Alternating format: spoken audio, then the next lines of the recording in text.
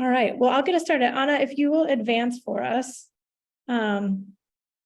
So welcome to the GRAD Partnerships Community of Practice. My name is Kelly McMahon. I'm from the Carnegie Foundation for the Advancement of Teaching, and I have the distinct pleasure and honor to help play the MC for our Community of Practice. And in this role, I'm representing the organizing members of the GRAD Partnership, and that's the set of organizations who are on the screen. And if you could advance for us, Anna. And really excited to see all of you here who are here with us. And so considering our community members, in the chat, if you have a moment, it's always nice to say hi to a friend. The people have already done this without me asking, but we have some of our friends to and through support are saying hello and dropping notes. But if you get a chance, feel free to, in the chat, drop a hello, say hi to a friend. And you can do this throughout. Please feel free to use the chat to ask questions.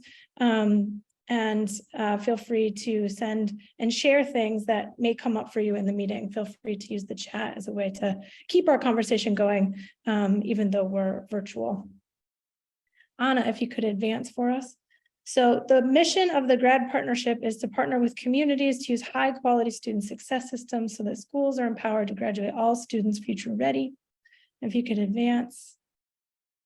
Student success systems, how we're defining that, what are high quality student success systems? They're ways of organizing schools and school communities to better support the academic progress, high school graduation and post-secondary success rates and well-being of all students.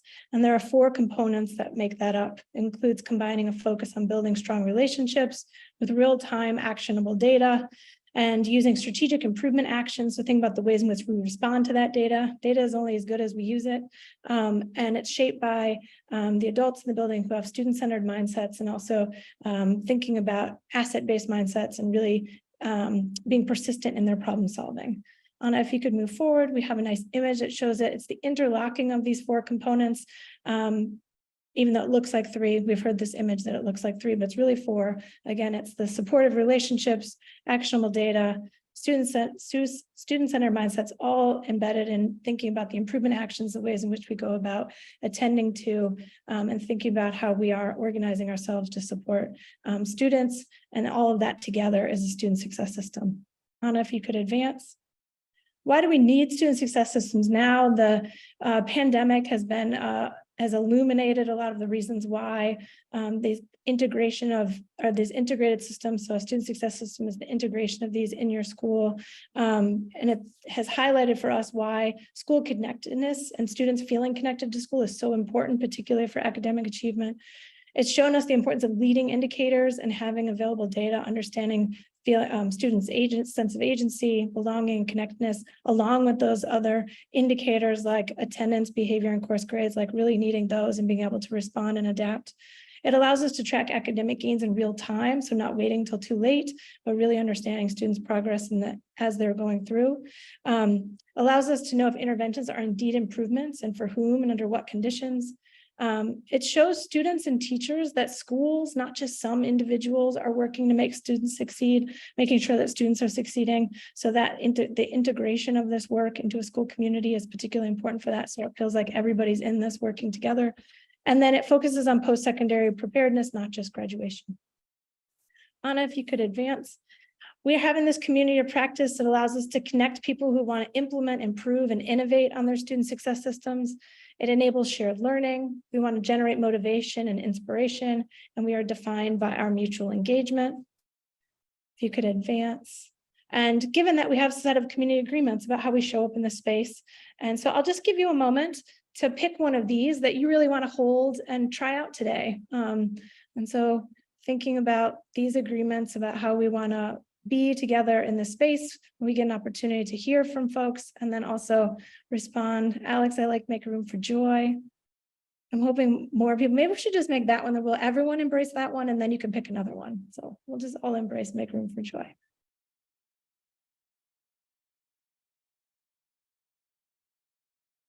All right, hopefully everyone's got one that they're going to try out and really try to hold tight to. All right, Anna, if you'll advance for us. All right, that brings me to my favorite part of the community of practice. which is I get to turn it over to our wonderful speakers. And I'm really excited that we get an opportunity to hear from Don McCoy and Alex Ritson and Alex Seaskin. And they can tell you how to designate, or like, if you're going to refer to them as Ritson and Seaskin, distinguishing between the two Alexes. But I'm going to turn over to them now. So Anna, if you want to stop sharing, and we'll get to hear from them. All right. Well, thank you so much, Kelly, and to the GRAD partnership for having us today. We're super excited to be here and to share some of our work with you. As Kelly mentioned, I'm Alex Seaskin. I'm joined today by Don McCoy, who's the Deputy Director of the To and Through Project, and Alex Ritson, who's the Senior Case Study Writer at the To and Through Project. And I think we'll jump right in.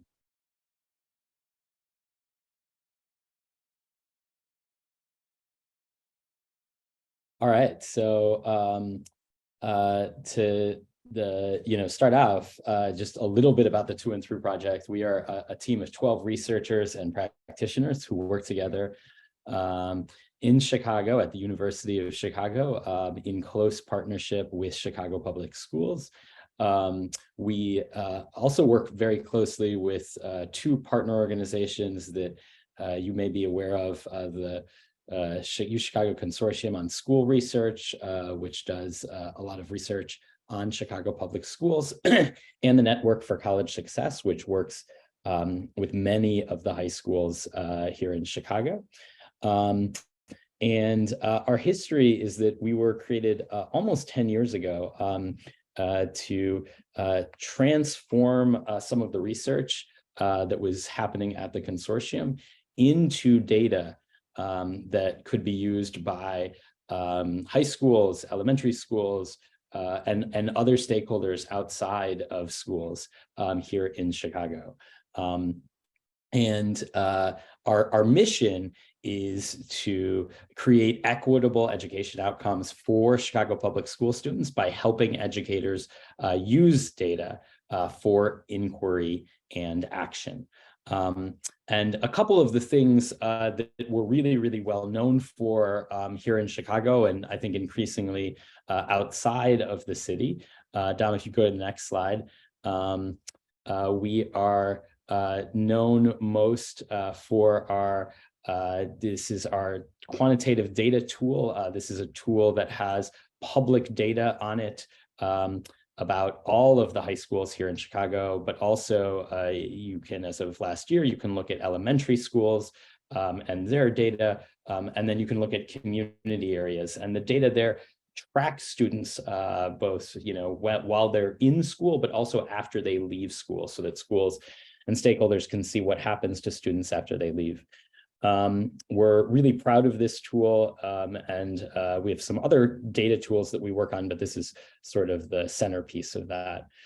We also do a lot of professional development for educators, and the most well-known example of that is our work with our Middle Grades Network, which is a group of 14 schools who work together to improve belonging in their middle grades. And to do that through the use of quantitative and qualitative data. We also do a lot of professional development at the sort of post-secondary level in partnership with Chicago Public Schools, which you'll hear a little bit about today.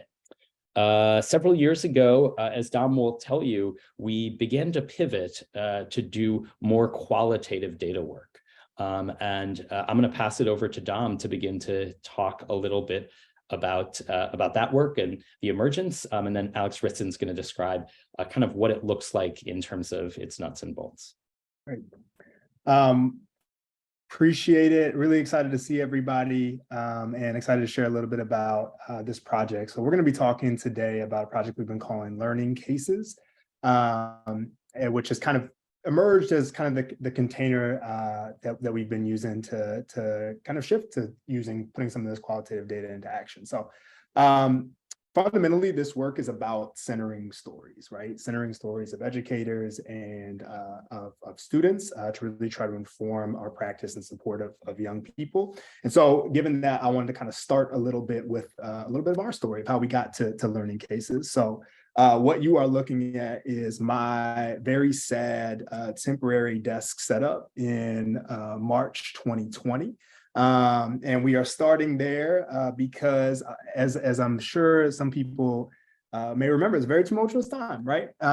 With the onset of the pandemic, as Alex mentioned, we are a team that's really focused on helping educators use data to inform their practice and inform the way we are supporting students. And so the pandemic, like for many people, upended that work for us in some ways, particularly in those early days. And we were really left for a couple weeks trying to think about how do we pivot to make sure that we are supporting practitioners, folks that we work with throughout the district to continue to do the work that they need to do around supporting students. And I think it quickly became apparent that some of that quantitative data that we were best known for, while still extremely important, wasn't exactly what educators needed in that moment, right? We didn't really need to look at long-term trends because everything was so new, right? And what we were seeing both on our end for folks that we were working with and talking to is that was a lot of questions just around what is happening to students. And so while we really started on this path of thinking about ways to more integrate kind of qualitative data collection, really do see the pandemic as being that catalytic moment for us to really put that into action. And there was kind of two really distinct kind of projects that I think really led us to development of learning cases. And the first was that summer, again, trying to be responsive to these questions of just what's happening to students. We had been talking about this for a long time. We finally just did it. We just started talking to young people, right? So we led a series called Experts by Experience, where we started just recording conversations with CPS graduates that were navigating their pandemic post-secondary pathway in real time. So we were having conversations with students that were currently enrolled around what the transition was like from moving from campus to off campus, students that were commuters and their transition to being online. We talked to high school seniors about how they were making their decisions and really tried to turn back some of this data as a resource to our stakeholders to try to answer some of those questions. This second experience that was really important actually came out of the middle grades network that Alex was referencing. Another cosmic blessing was that the middle grades network actually launched. We had our first session with educators February 2020. So we had these robust plans of how we were going to be doing these cycles of improvement with attendance and grades data and all these pieces. And quickly that that went out the window, and we realized that the support that was needed from the schools we're working with was, helping them try to capture some of that student experience data and try to develop mechanisms and better structures to help them figure out how that can inform their practice. So I also wanted to give a brief shout out to our teammate, Jen Choke, who is one of the middle grades coaches who is leading a lot of that work. So, this time period, I think we did a lot of learning, and, the big takeaway is that, I think both in terms of feedback we were getting from educators and in terms of demand, that we were seeing is that there was a need here that we really wanted to continue to figure out how we could fill to try to blend some of this quantitative and qualitative data to really help people figure out how they can use that to inform their practice. And so fast forward to this past July, we launched our Learning Cases project with the help of Alex Ritson, who joined our team in July. And, we think of learning cases at Tune Through as really as a professional learning resource that we've been modeling kind of off of the case method or learning by case study that was popularized by Harvard Business School. It's been used in a lot of graduate school education programs. And quick fun fact, the reason for the astute observer that myself and both Alexes have the same exact background. So we're doing this presentation from a hotel in Boston, where we are actually doing some observations this week around facilitation case studies. It was timely we were getting to do this presentation today. We kind of see this as an adaptation, given that our audience for these primarily has been college access and success professionals, college advisors, post-secondary coaches that are really school-based and working with students. And so what we've been working on developing when we think about learning cases, we kind of think about them in two parts, right? First is the development of a case, right? So these are written narratives that we've been developing around kind of common problems of practice that are facing practitioners kind of in real time. So we've been using interviews, shadows, focus groups to kind of understand what are those problems of practice that educators want to dig into, and then creating a written narrative that is based in this qualitative data that we're collecting to really try to create an opportunity to focus up what we consider as part 2 of learning cases, which is the learning experience, right? These opportunities for folks to really engage in this resource. One key difference, the way we've been thinking about learning cases as opposed to some of our other resources or reports, is that, as opposed to just having these live on our website as things for people to take a look at, we really do we're trying to think about these as documents that are built to be engaged, right? To be discussed in collaboration with people. And so we've been finding opportunities to bring practitioners from different schools or across the district together in the same space to do these learning experiences, which we aim to try to accomplish 3 things. 1, provide opportunities for folks to really practice, kind of put themselves in the shoes of the characters that are in the case and try to practice some of that decision-making, strategy, problem solving that is present in the case. Providing opportunities to collaborate with their peers, try to surface differences in opinions, try to look at and explore some of the tensions and different ways that folks are approaching solutions for some of these challenges. And then finally, trying to create reflective spaces for practitioners to kind of think about how they're synthesizing, what are they leaving with from the conversation, and how can they apply it to their own practice. And what we're hoping these can do, and what we're getting some indications that we're providing really rich opportunities for people to refine their practice and really trying to create opportunities to prompt some conversation around some of these sticky problems that are facing folks in the work. And ultimately trying to improve the outcomes and supports that we're providing for students. So we're going to get into an example quick, but just let's see, did this slide advance for you all? It's stuck on my end. Hang on, there we go. But just quickly, again, kind of what we're learning and some of the why behind this pivot is that what we've learned that this, these resources are allowing us to do is first and foremost trying to allow us to kind of acknowledge what we see as some of the limits of quantitative data in this work. And so we've tried to be really clear throughout the years that, when it comes to quantitative data and thinking about ways that it can inform our support of students, particularly through the lens of equity, that this data can do a really good job of telling us who, what, where, and when, but inevitably leaves out that kind of critical why. And we've seen this opportunity to really root these resources in stories and in the expertise of professionals that are kind of navigating these challenges in real time, and providing us that opportunity to really dig into examples of that why that allow folks to really think about how we can move forward. The other piece is this allowed us to just remain a little bit more responsive to the changing landscape. So another kind of limitation of the ways, some of our quantitative data is it just takes time fundamentally, right? It takes time to get the data, it takes time to do the analysis, and it kind of always leaves us about a year or 2 behind. And we found that these cases are things that we can turn around a little bit more quickly and try to be a little more responsive to the work that's happening. And then finally, we found this has just been a really good container to just kind of put into practice what we know about adult learning, right? Adults like to be able to make connections to their lived experience, right? Trying to provide really concrete examples of the way the work is being approached, getting opportunities to get exposure to their colleagues and how they're approaching the work, and doing our best to try to make sure it's an engaging and different way to interact with professional learning in the district, which we've also feel is really important. So that's a little bit of high level, but I'm going to pass it to my colleague, Alex Ritson, who's going to dive into some examples of the cases that we've written so far. Thanks so much, Dom, for framing that up. So yeah, like Dom said, I want to share 2 learning cases, which we've worked to develop over the course of this first year of this learning case work.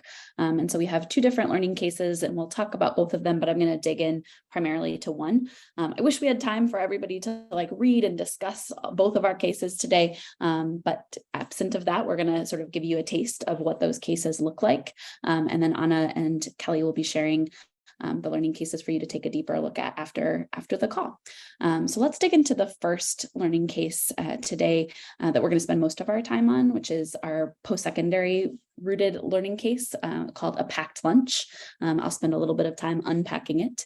And it is a learning case that's focused on student mindsets around college and post-secondary pathways, specifically students who are in a place of indecision of where to go next, potentially exploring non-college pathways or maybe considering college pathways, and also gets at the root of advisors who are supporting those students in spaces of indecision and the mindsets that they hold as they go forward in that advising work.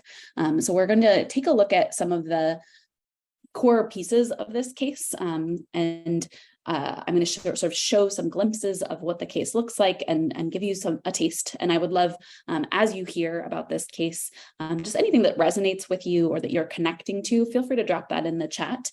I'd love to hear just like what stands out as you hear about this case.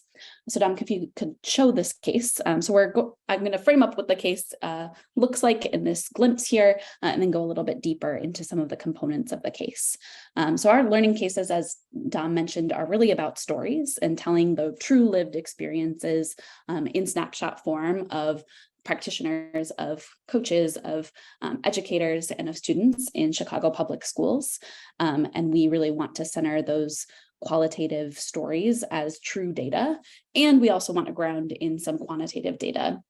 And so this particular case was rooted in the quantitative data that we know to be true in Chicago and also across the country, that we've seen a dip in enrollment in 2-year and 4-year institutions, particularly 2-year institutions, for the last 3+ years. And we believe that this case gives an example of why might that be, at least in Chicago, for some students, and helps folks who are engaging with this learning case to explore a little bit of that why and make connections to the experiences they're seeing in their own school context as well. And so we start with that contextual quantitative data, and then we're granted a snapshot into a day in the life of a college and career counselor in Chicago public schools at a public neighborhood traditional high school on the south side of Chicago. And Miss Davis is sort of our fictionalized but rooted in true, real counselor who's working with students, and she's having an advising session with 3 students who are seniors who are in a place in the spring of just not really being sure yet what they want for themselves after they graduate. And so we're going to take a look at 3 parts of this case on the next 3 slides. And again, just anything that's resonating with you from the case, I would love to hear in the chat. So one of the things that I think is core to the efficacy of this case is that it really centers student quotes and student voice. And so as I'll talk about in a little bit, part of the process of this is interviewing students, observing students. And so I took sort of the real true quotes of students and what they were sharing about their own mindsets about 2-year and 4-year institutions and how they were making their decisions. So the quotes that I'm going to read in just a moment come from real students that we talked to in Chicago. We sort of fictionalized their names and changed their names, but this is student Jada, was based on a student who was doing really well freshman and sophomore year when she was engaged in remote learning during the pandemic, was on the honor roll, but as she transitioned to come back to in-person learning, her grades really dropped, and she struggled particularly with attendance and getting to school on time, and was also navigating carrying a lot at home, working and supporting her family as well. So I'm going to read just a little bit of Jada's dialogue here as an example. Yeah, I mean, college can help a lot of people, but a lot of people don't need college to be successful. I know people who didn't go to college that make a lot of money now. College isn't no game. People are paying a lot for it. It could be good, but it could be bad, especially if they don't know what they want to do. Then they're just wasting money. I'm not going to college. Jada leans back in her chair. I got people to take care of right now. I got to look after my grandma and my sister. My mama can take care of herself though. So you're going straight to work? Miss Davis asks. Work, but I'm also going to do my CNA. I'll do hair and get clients and maybe make money, but do CNA online. And I'll either open my own shop doing hair, or maybe I'll be nursing, maybe go to a 4-year or keep doing nursing later. But I got to take care of my people first. I'll do the CNA remote so I can still stay home. And I'll have Dom click to the next slide. But again, as things are resonating, feel free to put those in the chat.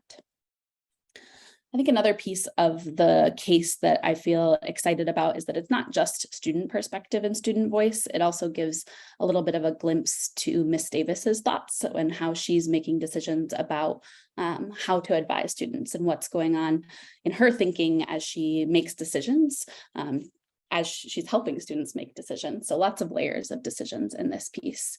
And I think one of the core things I noticed when I was talking to teachers and counselors, specifically counselors, was that there's been sort of a movement of expanding non-college pathways for students in Chicago, and counselors have changed and evolved in how they think about that, but they're not always clear on the resources or when to push towards that 2-year and 4-year pathway, when to push or agree with the non-college pathways that students are voicing, and how to help students navigate those quality pathways. So you'll see just an excerpt on the screen that I'm not going to read, but just of some of the kind of layers of complexity that Ms. Davis is holding, particularly because Alondra and Isaac, 2 of the students in the case, were really high-performing, strong academic profile students, strong GPAs, and she knows that the data shows that there's a lot of success if students do enroll in 4-year pathways. So what does that mean for how she coaches and supports students, especially when they're expressing interest in non-college pathways? How does she make decisions and coach students? And one final excerpt from this case.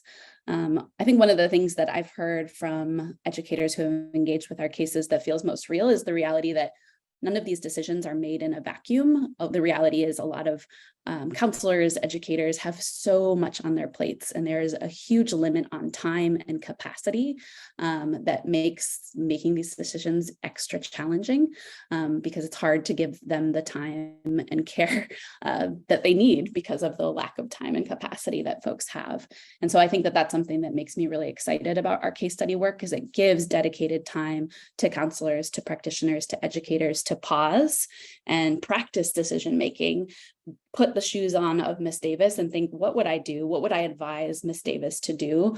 And help build that muscle of decision-making in collaboration with other people to help support moving forward. And this is something that folks really felt particularly real and resonant, is just how pressed for time Miss Davis is and how that really resonates with their own experience in the classroom and in counseling work. So that's another excerpt. Wanted to give, to Dom's point, we know the case is one part of this work, but a big part of the learning comes from the learning experience itself. So we've facilitated this learning case a few different times now with CPS leadership folks, with some college and career coaches, and some nonprofit practitioners. And I wanted to give you a glimpse of some of the discussion prompts that we provided folks with to really engage in. So we ask folks to start with just what do they appreciate about Miss Davis's work, and what would they do differently, to sort of move to the lens of diagnosing, like, what's going on in this work, what's great, and what can I learn from, and what's happening in my own practice. And then we ask folks to move towards a decision-making point of, do you think Miss Davis should push 2-year, 4-year college more or less with these students, and why? So that folks are able to really practice that decision-making and move towards, what advice would I give? What are some of the things going on in my own decision-making around advising? And then we add a layer as a final question around values and experiences. So we're talking about Miss Davis, but let's now get into you, like, what values and experiences do you as a practitioner hold, and how might that inform the advice that you give students? And I think that this gives folks the chance to really push their thinking and surface some of the unsaid things that might be behind how they support students around both college and non-college pathways. I think that this has been a really valuable moment to just voice, this is what's going on in my head. These are my experiences. This is why I'm coming to the table with X, Y, or Z lean, and really surface that for each other and in collaboration with one another. So this is just a glimpse of what these learning experiences can be. We also want to give space at the end for folks to really reflect on what takeaways they have, how it connects to their work and their school experience, what actions they're wanting to take accordingly, and have gotten really positive feedback around some of those experiences. which, speaking of feedback, no, not speaking of feedback yet, sorry. Before I go into feedback, I wanted to sort of talk a little bit about how this came to be. So further unpacking a packed lunch. As Dom mentioned, we have a process of sort of collecting qualitative data and designing a learning experience. And all of that really starts first with developing strong partnership and listening. In the case of a packed lunch, we focused on partnering with the Chicago Public Schools Office of School Counseling and Post-Secondary Advising, or OSCAPA, as we tend to call it, to just ask, like, what do you need your counselors to think about more? What challenges are they facing? What learning outcomes do you have for them? And we also conducted really extensive empathy interviews with college and career coaches and school counselors and other folks who work in post-secondary access in Chicago to just ask, what is top of mind? What is hardest right now about the work that you're doing? And one of the topics that came up in every discussion that I had was this idea of student mindsets and students noticing that mindsets work has always been the work of counseling, but specifically students just having a different set of choices in front of them, of valuing potentially different things as they come off pandemic learning and the fatigue that has brought, and just being a little unsure about the choices and the value of college, really doubting that, and counselors just not always being sure how to move forward. And so that's why we chose the topic that we did for a packed lunch. And then we interviewed 3 CPS college and career coaches and 4 seniors, and then we shadowed a small group advising session that's similar to the one that you see in the case with 5 different seniors. And then we drafted and got multiple rounds of feedback, both from the subjects of the case and the partners that we were working with in OSCAPA and other folks as well. And then finally, we moved towards that learning experience. We really want that learning experience to acknowledge that these complex, nuanced problems of practice are hard and challenging, and the answers to those problems we believe are in the room, in the hands of practitioners. And so we facilitated spaces for folks to come together, both folks from nonprofits that work in post-secondary access and CPS leadership around college and career coaching, to really center adult learning and bring folks together in a collaborative way to reflect on the cases and then move towards action. That is not the only way cases can look. We've also written another case that I won't go into quite as deeply, called Miss Mitchell's Blank Page. And this case is not quite as centered on student experience, but rather teachers, educators, principals, a team of middle grades educators seeking to come together and make change in the building. We still center stories here, but it's the stories of team dynamics, the stories of how to sustain change in the building. And the contextual quantitative data that informs this case is a trend that we see for sure in Chicago, that Black and Latino male identified students often have lower GPA and attendance scores than female identifying students. And so the students, or the case sort of highlights a case of a middle school working to close that gap. And they do a lot of really powerful, strong interventions like one-on-one check-ins and male-centered advising. They try a lot, but they're not always seeing the sustaining nature of change and struggling with investing folks across the board to adopt some of these changes. And so we've led this for our middle grades network team that Alex and Dom mentioned earlier, and have heard just really positive things about the opportunity to pause in the work that they're doing. They're doing similar things in their buildings to make change and close gaps, and see that work sort of reflected back at them and allow them to make connections to their own middle grades work. So that is another example of a case that we will also share. Now back to the feedback transition that I tried but failed at earlier. So right now we're still in an early phase. We're in the first year of this work. We have the 2 cases that we've written. We facilitated those 2 cases for about 104, about exactly 104 educators, practitioners, and counselors. And we've gotten really, really positive feedback. A lot of the things we set out to accomplish in this word cloud, you'll see from the feedback we've gotten that folks feel like we're centering real school experiences. They're the opportunity to see other perspectives, to feel like they're not alone in this work. I know as a former teacher myself, I often felt so isolated and on an island, and this allows folks to come together and collaborate and move towards celebrating wins and successes and move towards action. So we're excited that people like this. And we know we want to keep considering how are we measuring impact? How are we knowing that these cases are having the effect that we want them to have? And that's something that we're really excited to bring to breakout rooms in a little bit and hear your all's perspective around how do we grapple with measuring the efficacy of our case study work? We know people like it, and that's important and real, especially in the world of educator professional development. They're not always enjoyable. People enjoy this. And what else can we measure and look at as we continue to grow this work forward?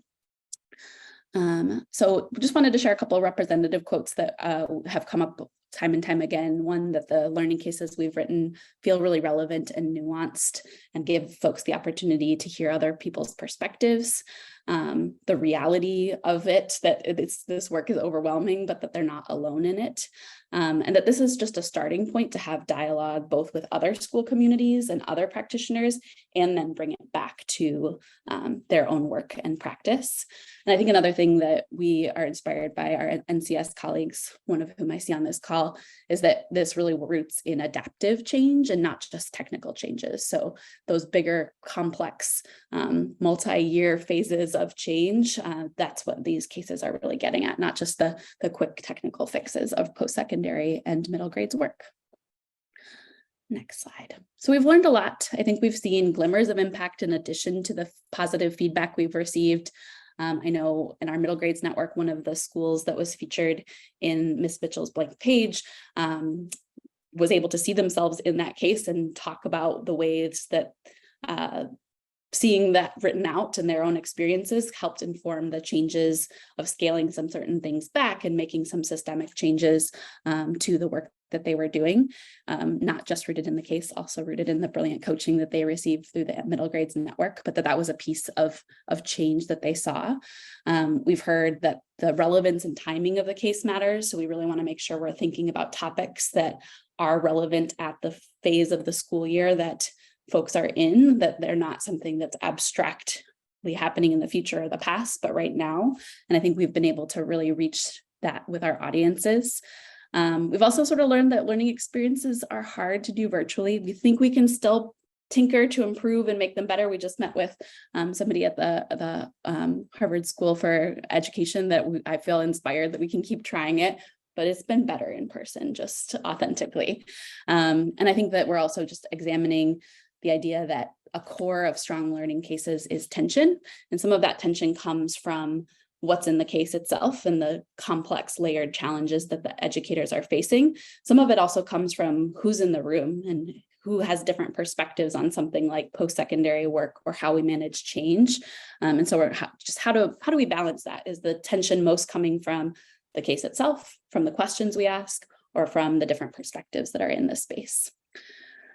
And so we're trying to figure that out as we continue to move forward. We're still testing also. All of the work we've done so far this year has been us facilitating these learning case experiences.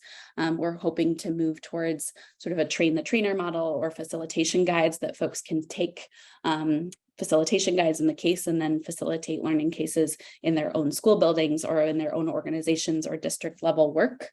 We're also seeking to expand our audiences, more spaces in Chicago public schools and potentially beyond.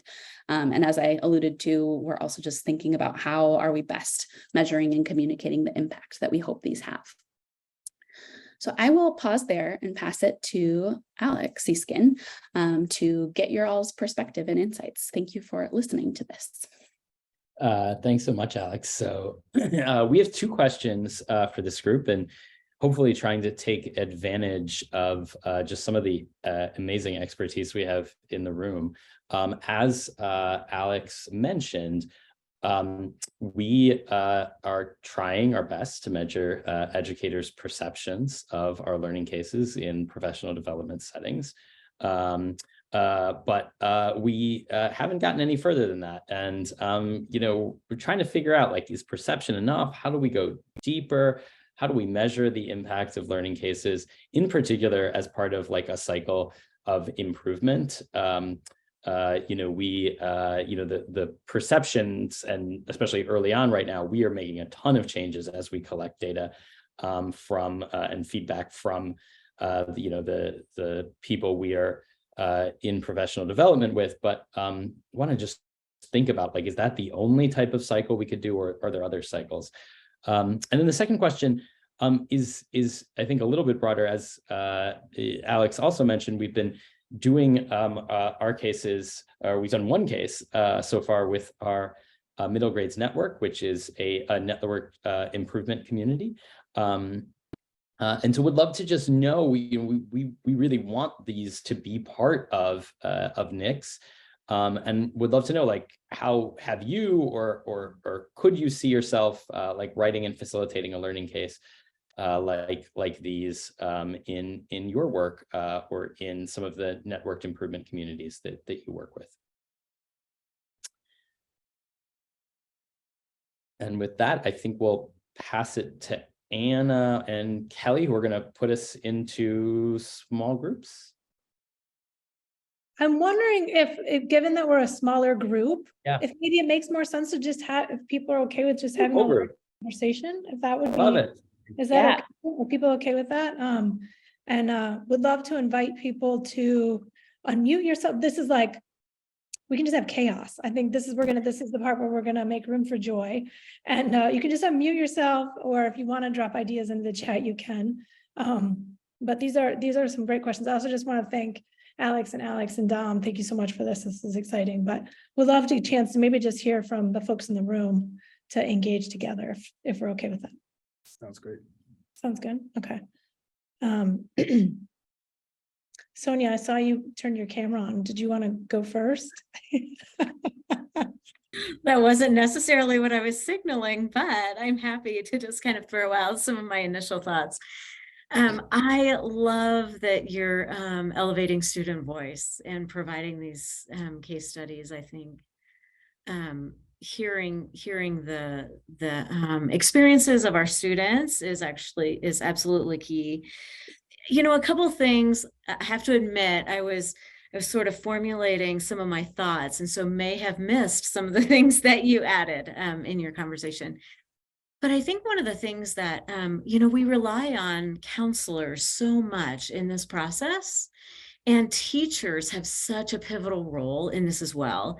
And I think when you identify counselors having difficulty holding all of that information and resources, I think about teachers impacted by that probably even more, because it's not always necessarily their space, but they have such a different perspective of students and their gifts and their aptitudes and their interests that counselors may not have by virtue of the time spent with students. And so I think using this sort of opportunity to not only disseminate information that counselors may hold that teachers don't have, and also reflecting upon perceptions, like just offering that space for additional voices in the room to think about those things. So anyway, I don't know if that's helpful, except that I think using these case studies, even in a small leadership group or a staff meeting, to break out and go, here's a student, how might your perspective add value to this conversation for this student? But Yeah, thank you. I love that, Sonia. And that's something that came up in our conversation with OSCAPA too, just like this idea that everyone is a post-secondary advisor, whether they know it or not, if you're working with young people. And so how do we bring different folks into the room? We recently met with at the athletic department too, which is like an interesting and innovative, like maybe on the post-secondary side. But I think that that's absolutely where we need to go, that the audience can't only be counselors, it needs to be expansive. And I love that suggestion.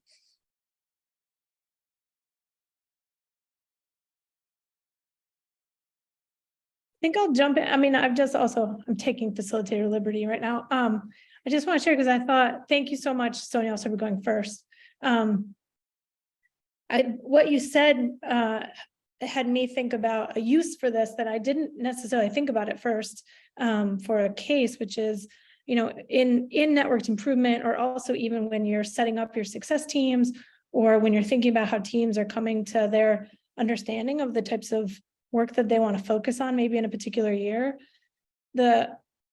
getting on the table what everybody thinks is the problem, it can be really hard, but I feel like these learning cases could be really useful to surface people's, it's not just their perception of the case, it's their perception of their own system. So like a perception of, when you read the case, you get to really dig in of what's happening there. And in some ways, your questions didn't ask this, the questions asked about individuals' responses. And I wondered if there is a question that gets people to reflect on, how does it work here? You know, like a way that it sounds like the cases to date have sort of been used with the types of schools where you guys are doing the research, or they're getting like the one, I think they were like, oh, we see ourselves in a new way with this case, which I think is a really powerful tool.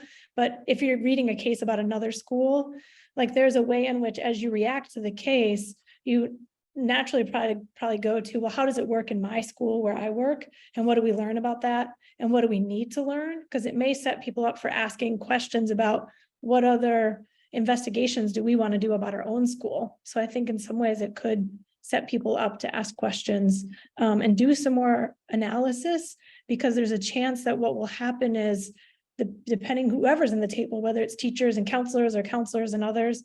And I guess I'm thinking about this, I know you said you've used it a lot with nonprofits, but I was picturing this being used with schools as a way to kind of prime for their digging into their own context in some way about like, how do we think this works here type of situation. I don't know if that makes sense, but that's what I was thinking about. And then your question about measurement is a really interesting one, about like, how do you measure the impact of it?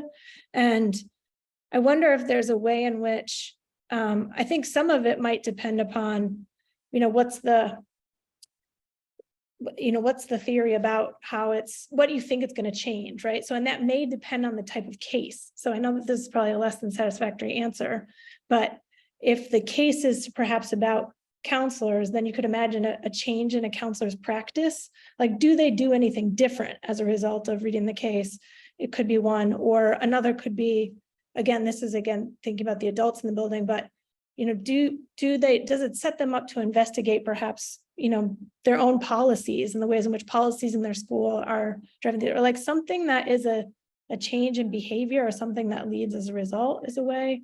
But again, I think that depends a little bit on the, you know, what the case is trying to target. So that it's not a way to necessarily measure the impact of all of the cases, which I think is what you're looking for. So I'll keep thinking about that. And then I'll turn it over to others in the room. Jennifer, I see you've written something in the chat. I don't know if you're willing to come off mute and say it. I can. This is my team, so I figured I should let other people speak. But some of the PDs I've been to have followed up like a month or two later, and then sometimes even 6 months later, and said like, hey, you were a part of this PD. Have you changed anything because of it, right? And some of them are very specific questions, and then some are more open-ended.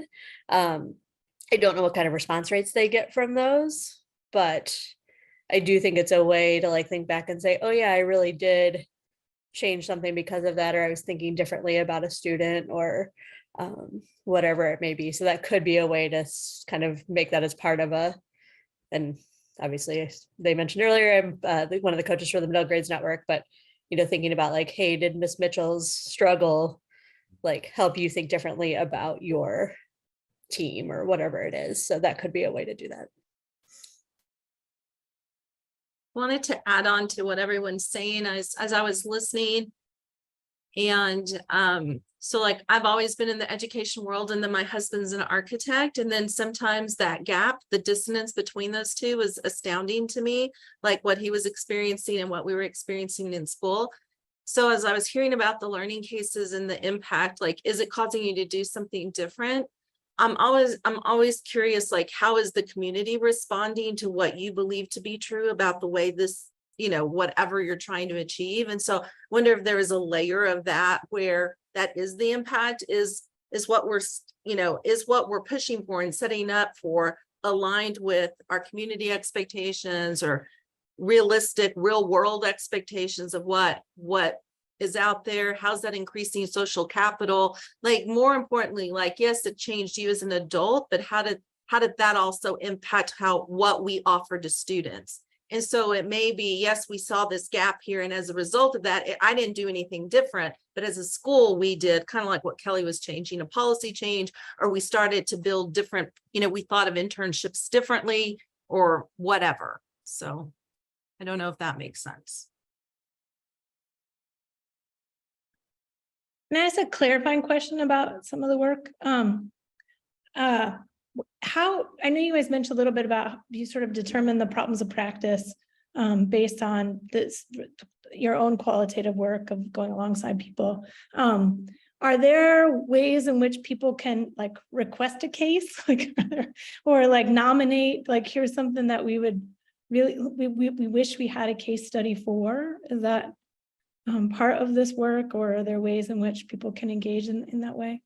I think that's what we're hoping to get to. I think that's kind of when we think about kind of next steps, I think we've been trying, I think this year's been really thinking about kind of proof of concept, but yeah, we've toyed with this idea of, once we can kind of continue to articulate this process, partnering with organizations, partnering with learning communities to say, hey, this is the topic that we're focused on for this year. This is the way it's unique for us. And is there an opportunity to really try to create something that is kind of specific to dig into those complexities that will really resonate with the folks or the learning that we're hoping to do? So I think that's something we've been thinking about. I don't think we're quite there yet, but I do think that we're getting close. And I think that's some ways the way that our partnership with the district is evolving a bit too, is we've got a chance for them to experience. I think we're all continuing to kind of refine what we can get out of this, and starting to have conversations of how can this also just support the larger vision in the district for and also supplement and strengthen the supports that are already happening for counselors throughout the district, right? Particularly in that office, there's a lot of really good work that's happening to try to address some of these challenges. It's just trying to figure out how can we create more of those opportunities given it's such a big district. Yes, we also are developing a long list. That's usually the question we end with, is like, what are you curious about? And that list is getting pretty long and got some good ideas too. So I think it's also been encouraging. I bet. I think I'm also curious about the original intention. You talked about this idea of the quantitative and the sort of marrying the qualitative with the quantitative, and curious if it's changed people's practices around their quantitative use or how they're thinking about it. But that's a different one.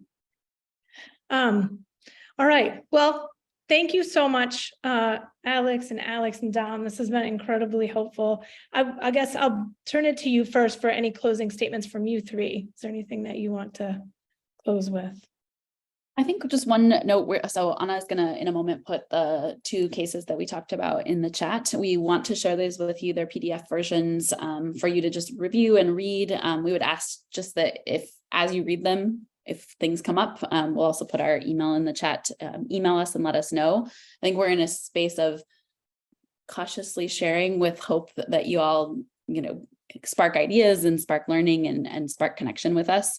Maybe not in this space of like, go forth and use these in spaces yet, but we're willing to partner and be excited to have you reach out if you have ideas that are sparking from the cases, but we do want you to have them. Thank you. At some point, they'll also have to share how you came up with the names for the cases. I love the names. Those are great. All right. I think, Dom, are you sharing screen?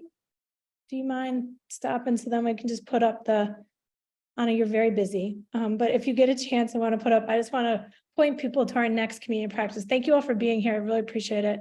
And for those who are watching the recording, thank you for watching.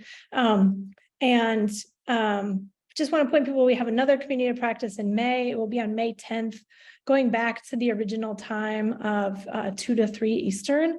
And our friends from Search Institute will be with us presenting on building relationship-rich organizations, I think is the name of their title. So 2 of our colleagues from Search will be joining us. Please feel free to come back, invite others, spread the word.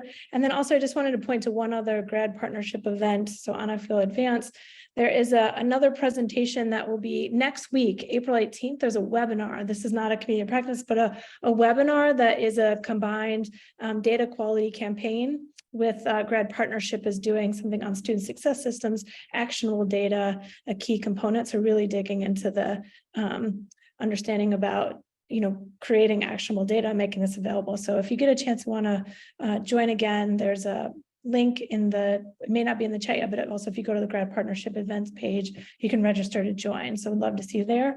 And then finally, as always, we would love your feedback about how this is going for you, what you learned today, what you liked, and what we could do different, because we want to make sure this is useful for people.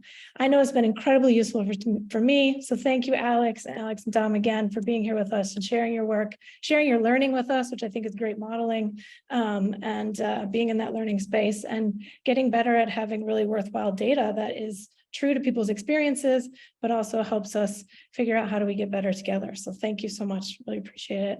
And good luck with your observations. Enjoy Boston. And everyone else, thank you for being here.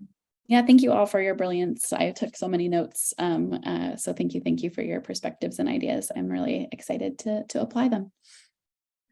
Thank you so much, everyone. Be well, everyone.